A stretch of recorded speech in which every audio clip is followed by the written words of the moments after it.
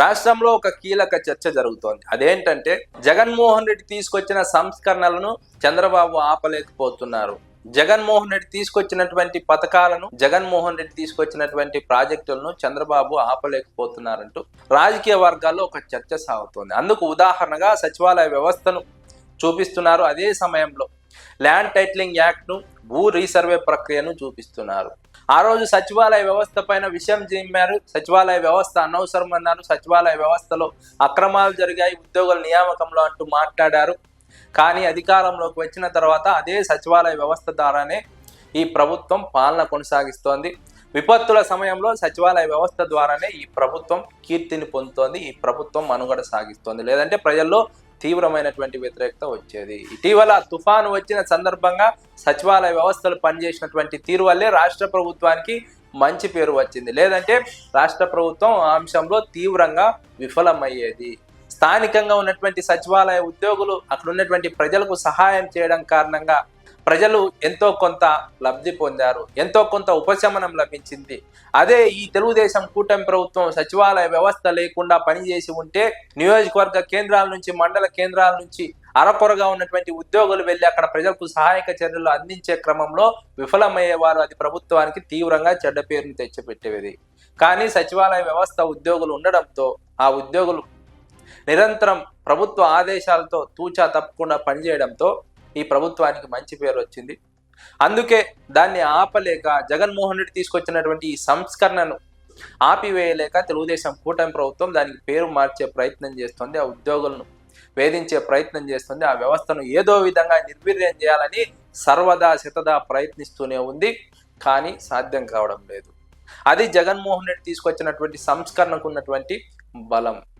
దాన్ని ఎవరు కూడా మార్చలేనటువంటి స్థితిలో జగన్మోహన్ రెడ్డి గట్టి ఫౌండేషన్ వేశారు. ఆ ఫౌండేషన్ను కదిలించకపోతోంది తెలుగుదేశం పార్టీ ప్రభుత్వం. అదేవిధంగా జగన్మోహన్ రెడ్డి తీసుకొచ్చినటువంటి మరొక సంస్కరణ ల్యాండ్ టైటిలింగ్ యాక్ట్, రీసర్వే.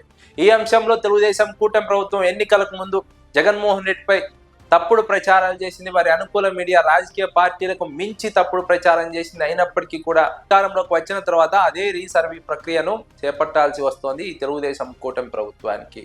మళ్ళీ అందులో కూడా క్రెడిట్ కొట్టేసే ప్రయత్నం చేయాల్సి వస్తోంది తెలుగుదేశం కూటమి ప్రభుత్వానికి.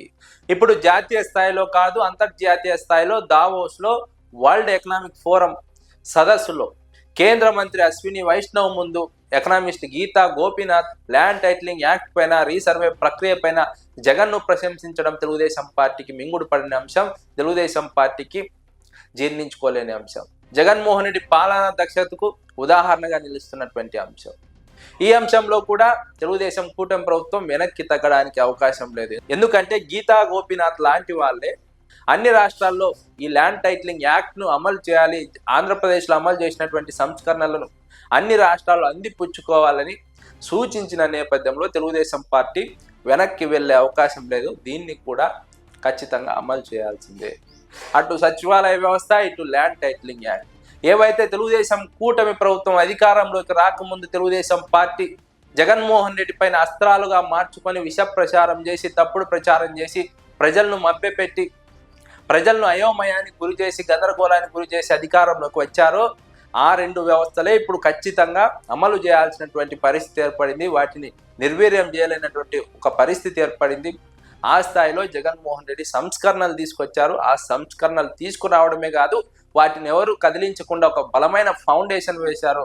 ఆ ఫౌండేషన్ కారణంగా తెలుగుదేశం పార్టీ వాటిని క్రెడిట్ కొట్టేయాలని ప్రయత్నం చేస్తోంది. కానీ అది సాధ్యం కాలేదు.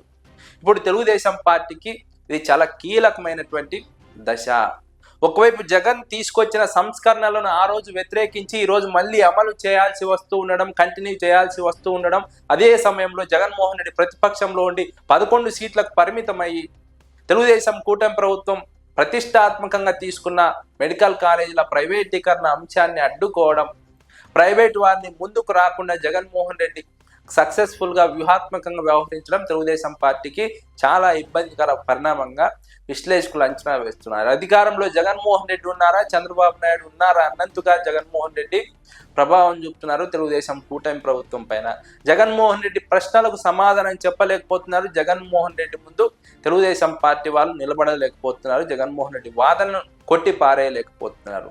ఆ స్థాయిలో జగన్మోహన్ రెడ్డి తీసుకొచ్చినటువంటి సంస్కరణలు గ్రౌండ్ లెవెల్లో ఫలితాలను ఇచ్చే అదే సమయంలో జగన్మోహన్ రెడ్డి చేస్తున్నటువంటి పోరాటం గ్రౌండ్ లెవెల్లో ప్రభావం చూపుతోంది. ఫలితంగా తెలుగుదేశం పార్టీకి కంటి మీద కునుకు లేకుండా చేస్తున్నటువంటి వైనాన్ని విశ్లేషకులు ప్రస్తావిస్తున్నారు.